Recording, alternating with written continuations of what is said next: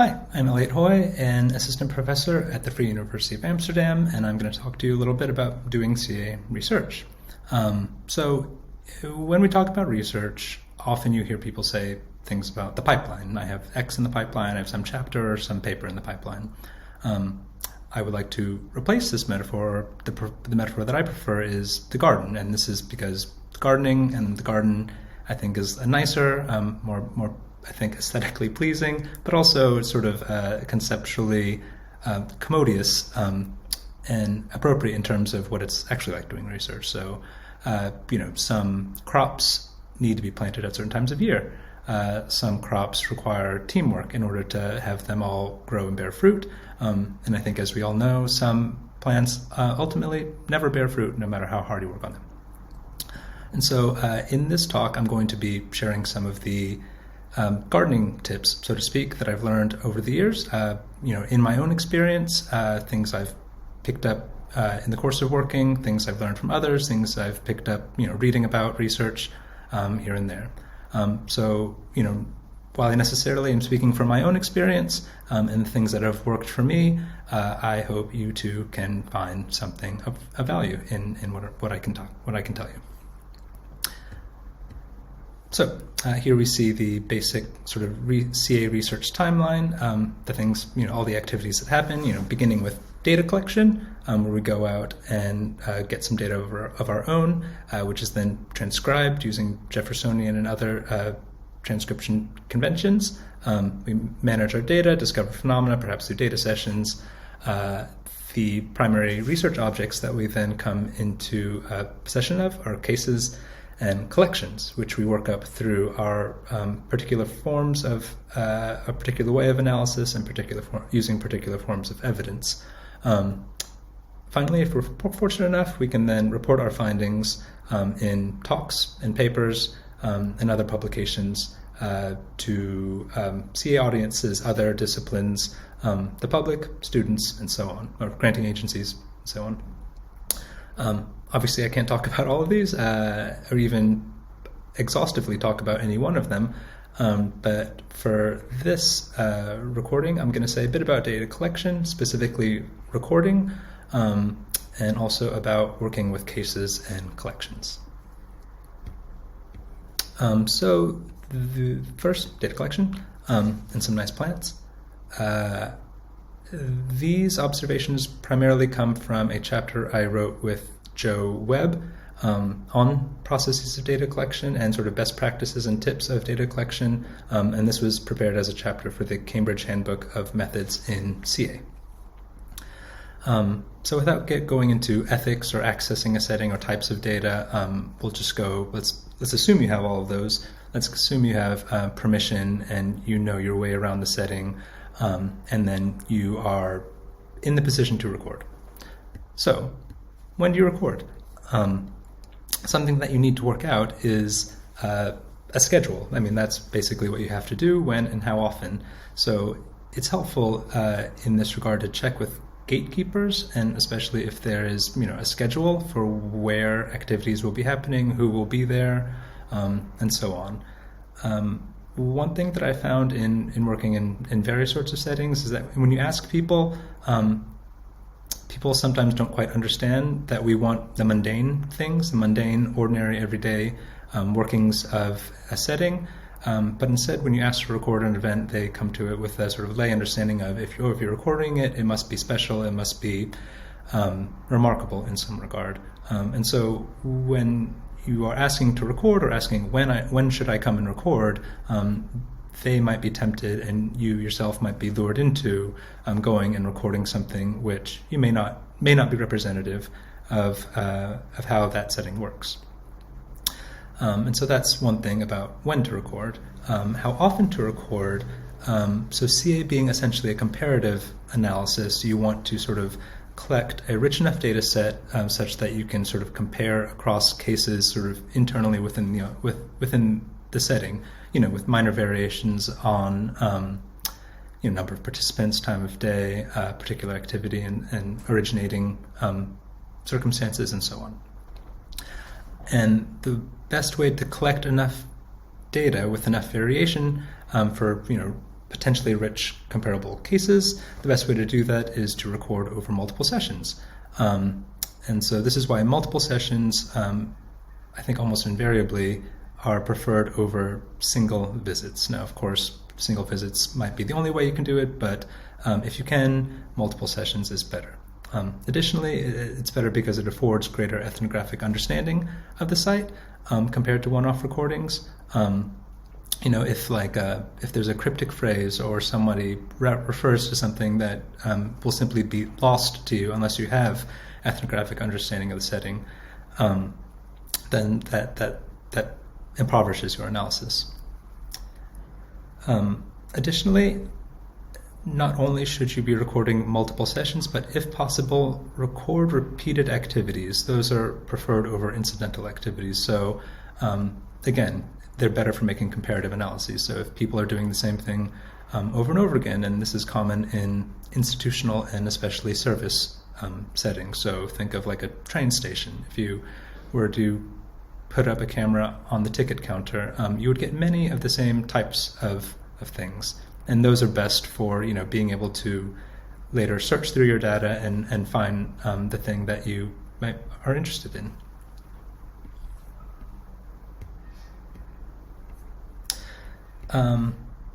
Let's say now you are in the enviable position of someone has a lot of money for you and is asking what kind of equipment do you need.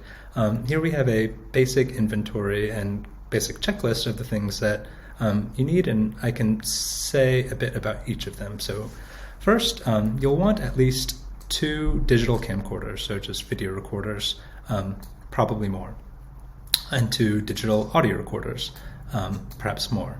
And get the best money can buy. Don't go crazy. Usually commercial grade is perfectly fine. You don't have to go professional. Something that is important is to get the same make and model, and this is because digital camcorders especially, and audio recorders too, I found in my experience, they all have their own internal drift. So even if you press start or you press record at the very same time for all of them, 20 minutes into it, even 15 minutes into it, things will start to drift apart. But if you get the same make and model, then if you press record at the same time for the same 2 camcorders, then those will stay in sync, or at least they will go at the same rate, and then you can then sync them. You don't have to continually sort of chop things up in post-production. As for microphones and audio things, I could recommend dynamic microphones. Those are kind of standard, and they're especially good for the human voice. Crucial are lapel microphones. These are great for mobile settings, especially where people are just walking around a whole lot, and in noisy settings as well. Children too, who might be wanting to take off the mic. Who won't be able to sit still for other sorts of microphones. You want tripod stands and also flexible tripod stands, and those are the ones that can sort of grip onto a wall or something. Power strips, of course, extension cords, of course, duct tape in order to manage the extension cords, backup batteries, backup SD cards, and headphones to sort of check the audio as you're recording, because you don't want to press record and all of a sudden find that you don't have audio. Other things to sort of bring with you are, extra information sheets and consent forms for participants who are perhaps new to the setting and you didn't get their consent beforehand, or maybe they're walk-ons and then later on you have to ask them afterwards if you can have their consent, and of course a notebook and pen. Additionally, I can bring your software and editing software with you, but these are also required as a basic sort of things you need to work with your files. In terms of what to bring to the site where you're recording, first trial a relatively basic setup during the sort of pre-collection phase, and this is to sort of figure out what is then necessary to actually bring with you when you do begin recording. All right, so before pressing record, there are a number of other things that should be taken into account. So you need to familiarize yourself, or if you're working with an intermediary, familiarize them with the equipment, because you don't want to waste your time, and especially you don't want to waste your participants' time, fooling around with technical stuff. So this includes, how to use it, how to set it up, how to turn it on and off, which file formats which you know to use for post-processing afterwards. It also includes knowledge of, how long will my batteries last if it's unplugged? How long will my SD cards last in these recordings? How do I change them, and how do I change them quickly? Also, you need to sort of create your equipment checklist, and this will be basically the things that you saw on the previous slide. Also, before pressing record, you need to position the equipment in the space. So the default here is, you'll have at least one. You'll have one, and then the default for that one is going to be, capturing the action from sort of a human scale observer's perspective on the action. And importantly, you need to capture the entire participant framework. And then after that, other perspectives can be added. So other sorts of angles, perhaps higher or lower, from above, focused on people's faces, on people's screens, on other objects, and so on. Some other tips are that if you're working in a more distributed setting, or a complex workplace setting where there's lots of things going on in lots of places, wide angle can help in terms of capturing everything. And conversely, if you're in a more cramped setting, fisheye lenses can help in that regard. So now, pressing record. So it's very important that you start recording before the action starts. And so, if you're recording doctor-patient interactions, this means getting there early, talking to people, asking about the patients that are going to be there that day, at what time, going to the consultation room, setting it up, and pressing record all before, the people start to walk down the hallway towards the consultation room. You want to capture the events leading up to the first verbal exchange in order to fully understand how a certain activity, got off the ground. Some other practical tips here are if you're working with multiple devices, it's helpful to sort of label them. So if you have two cameras, label one with A and B, so you can sort of identify them, as unique camcorders. But then also, to always press A first, and then press B first, and then turn off A first, and then turn off B after that. This will help in post-processing and synchronization. Also, something that helps with synchronization is if you have a clapper, and that's just to produce a very sharp, audible thing that lets you sort of synchronize to the clap, and so things can just proceed from there. After you've pressed record, it's good to sort of have a standard little spiel that you give. So your name, this is Elliott Hoey, today is blah, blah, blah, we are here, I am with this person and this person and this person, and the purpose of the recording is this. It's also helpful to give some basic situational details, like, this is session X, we are recording right after Y, especially if especially if something relevant happened off camera, like, we are recording after this thing happened. Just so you have that sort of that ethnographic information there, that metadata there in the recording itself, because often, if you, let's say the battery goes out or you change something inside, so the technical details of the date and time especially, are often lost on the files themselves. So if you record it in the beginning, then you won't get lost. One last thing I want to say about data collection is some supplementary documentation that's useful to have. So this includes what else to capture other than the recording itself. And so presumably you have a camera on your smartphone, and what's important to get is objects, inscriptions, material configurations, things that are hard for you to see as an observer of the video, but which are easy for the participants to see. Especially if they orient to them, obviously. And so, if something is sort of blocked, but, let's say people are interacting at some tool shed, and then they're doing lots of things there, but you don't actually have a very good view of it, after the participants are gone, go into the tool shed, take a picture of what it's like. Then you'll have a much better understanding of what they're doing. And so this also goes for various screens, if you can do that, forms, posters, all these visible sorts of things that the participants have, sort of intimate access and understanding of, especially visually and ecologically, but which you as the outside observer might not have as much access to. So one way to get access to it is to then just take a picture of it.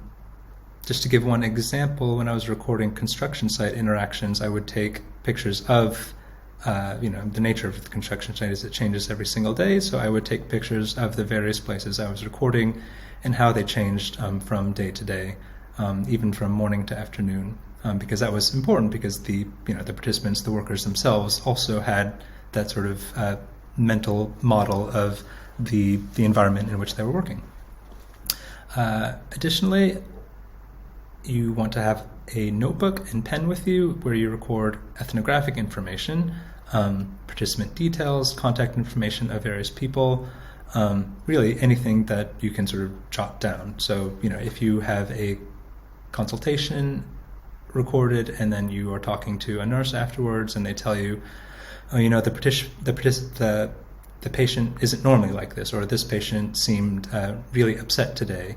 That kind of information is really important for you to know because you have the sort of member's perspective and their understanding of the thing that just happened.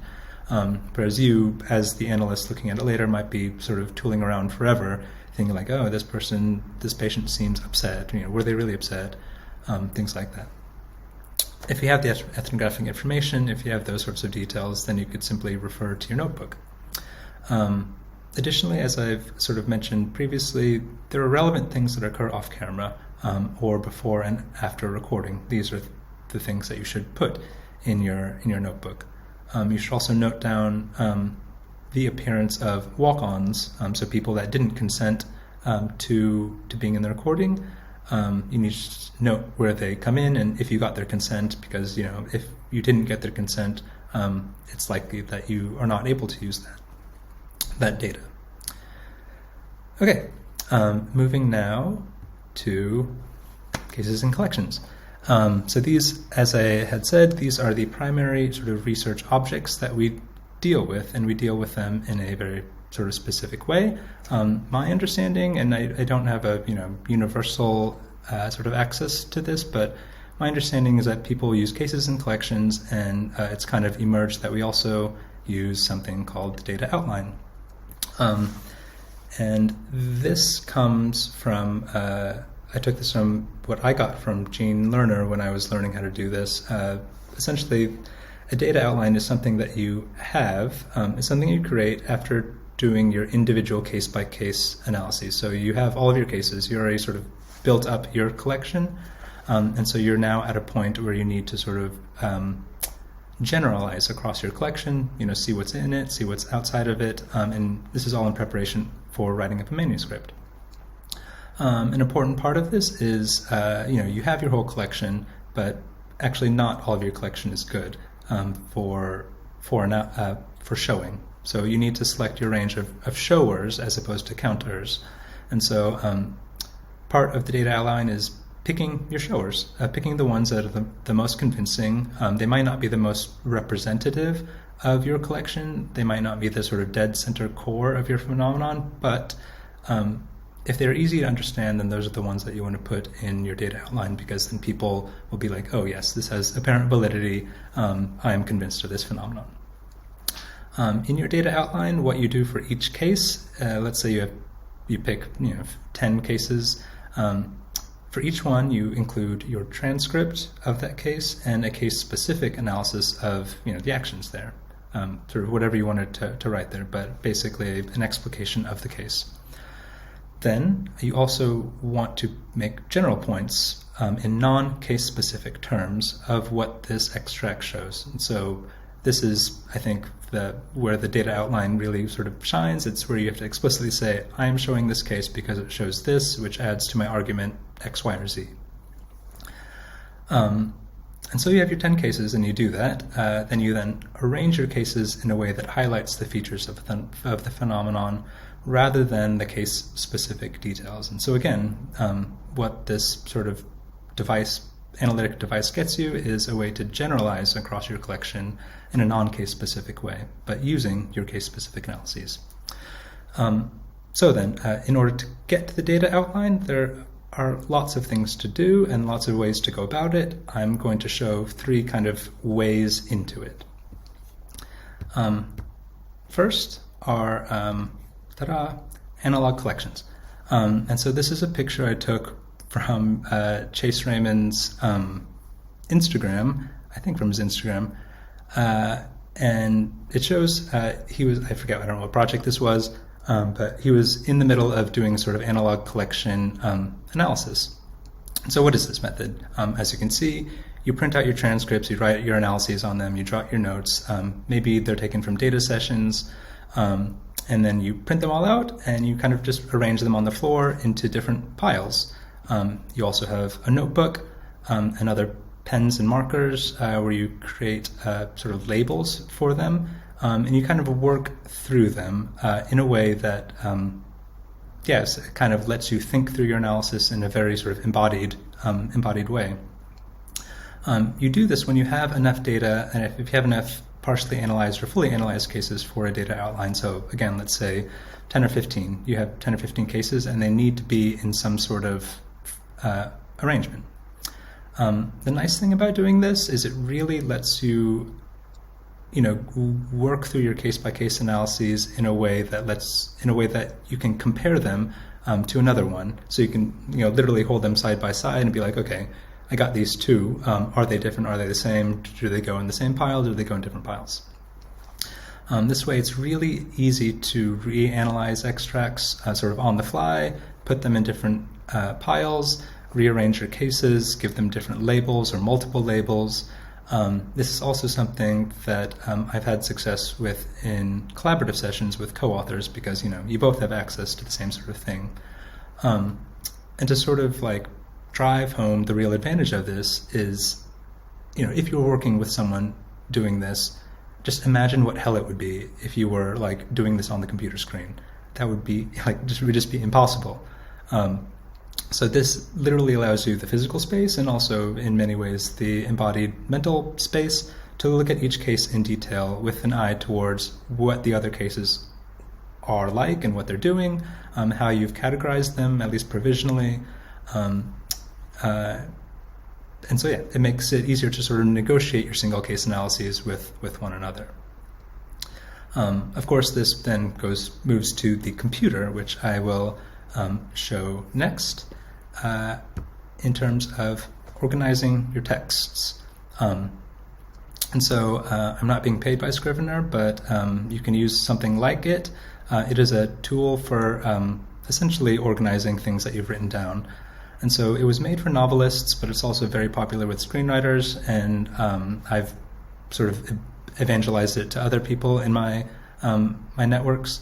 And so the great thing about it is it allows you to work essentially with multiple kinds of texts, all in the same place. And so this was for me sort of a revelatory experience, sort of moving from previously working with collections just in putting them in different folders, with their associated transcript, with the video, with an analysis, and maybe with a spreadsheet of some sort. So essentially lots of different folders all over the place. And I personally cannot work that way. And so Scrivener offered a way to sort of move past it. And I will just quickly give you a little tour of one of them here. So this is for a project that I did on something called anticipatory openings. I renamed it later on, but the file is still called anticipatory openings. And as you can see here, it's set up. You have a left side panel for your organization, and you can have 1 or 2 main little panels of text. And so here, for a basic, let's just say this is a research project, I have my regular draft, I have all my research notes, and I have all my cases. And so, I have a whole set of cases here that I've clipped from other places. I'm sorry, here's the cat. I have my research notes, and so, notes for various talks, data session comments, an abstract that I did for IPRA a couple of years ago, notes on some literature that I was going through, on-call text, which is just sort of, text limbo, where you have text that you thought you were going to put into a manuscript, but you took it out. I have a couple different outlines that I put together, and then some revision notes that I, upon getting a revise and resubmit, I made some notes. It's also where I did my initial sort of drafting, and so here's, the abstract, and all the different all the different parts of the paper. I apologize for the cat. There's a fly in the room, and she's going crazy. Something really nice about this, in addition to sort of having all of this in one place, and so, you can have two panels, either like this or like this, have a split screen sort of thing to do your, let's say, here I have extract 2, using encounter 14. What if I wanted to replace it with clip DL3250? All I have to do is look at this, look at them in side by side, and be like, okay, is it appropriate for me to take this extract, replace it with this extract? Not sure. Another really nice thing is, you could just hold both of these. You're able to look at both of these at once while you're doing all your drafting, while you're doing all of your analyses and reanalyses, and so forth. So that's really nice. Another thing that's really nice is, as you see here, I have all of my clips. Let me go to another window. So here's another project that I have. Here I have actually just a bunch of transcripts here, with participant info and ethnographic notes, various transcripts that I have, and then here are just a bunch of collections that I've made. And so the nice thing about this is, this is all my construction site data, and using my construction site data, I've been making and working on various collections. And so here's one for all instances of let me X. And I was able to, do a little bit of proto-analysis here, and then work it up later, and then, go through all of these and take out various extracts and put them all in here. Something nice about this is that, I can really easily sort of move between various collections, going from one to the other without having to, create lots of different files and folders and keep track of them. So it's easy to sort of duplicate transcripts and put them in multiple places at the same time. And I think that's one of the other signal advancements of this program. And again, they're not paying me.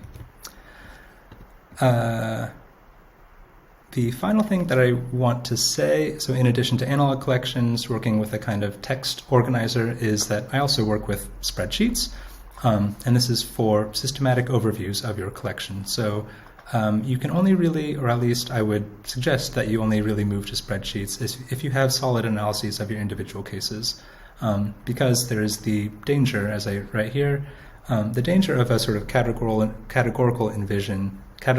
vision that's imposed on your spreadsheet, on action by the fact of having a spreadsheet. So the fact of seeing a code and in your head conceptually associating that code with the action itself, rather than letting the action stand for itself. So that being said, one way around this is starting out already with solid analyses of your individual cases, where you already kind of have an understanding of what it's like.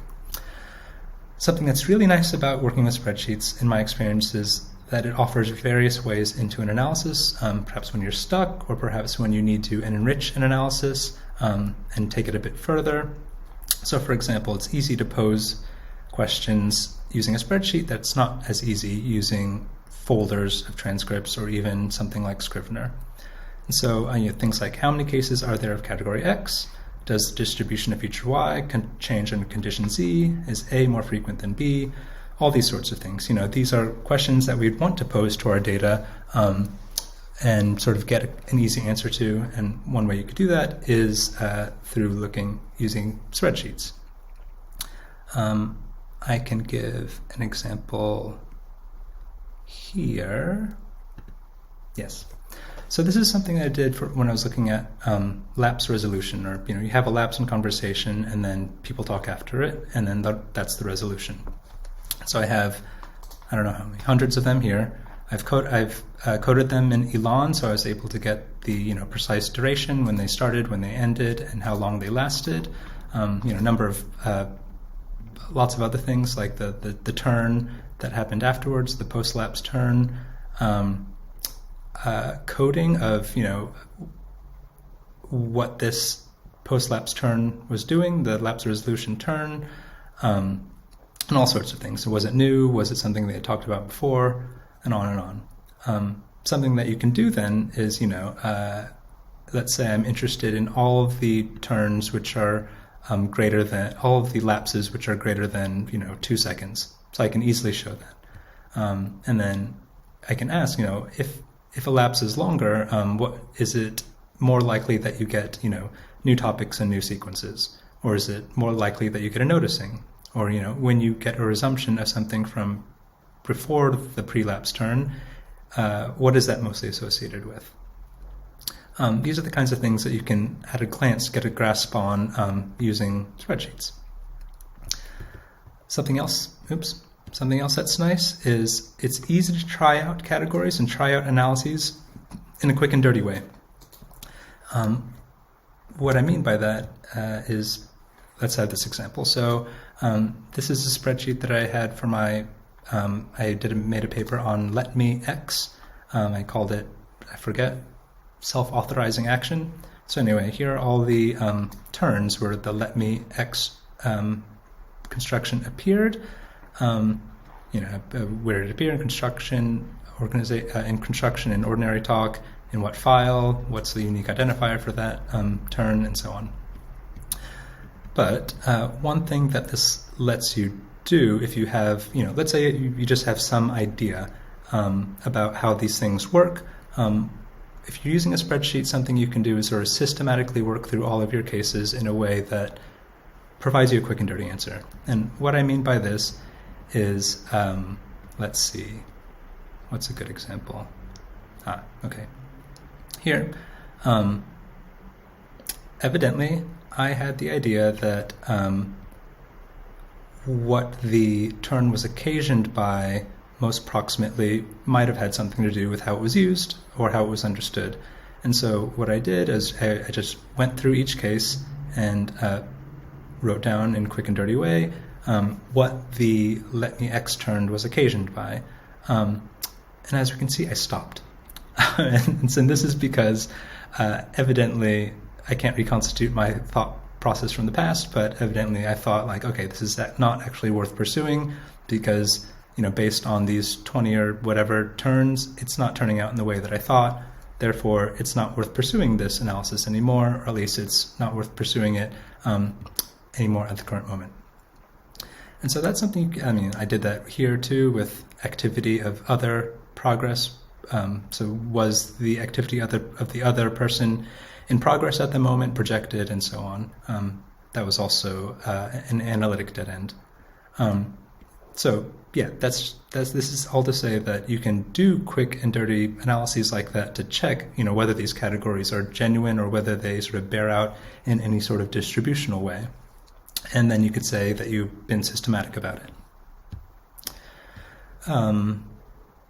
Yes, outliers make themselves known. That's kind of one nice thing about the categorical sort of and synoptic vision afforded by a spreadsheet. And then, of course, you can export it for use in R.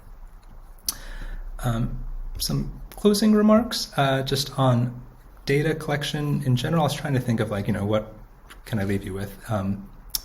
There's no substitute for practice and learning from your own mistakes. And so in data collection, unfortunately, you just kind of have to do it. And do it knowing that the first few times you're going to just generate trash data and you're not going to use it.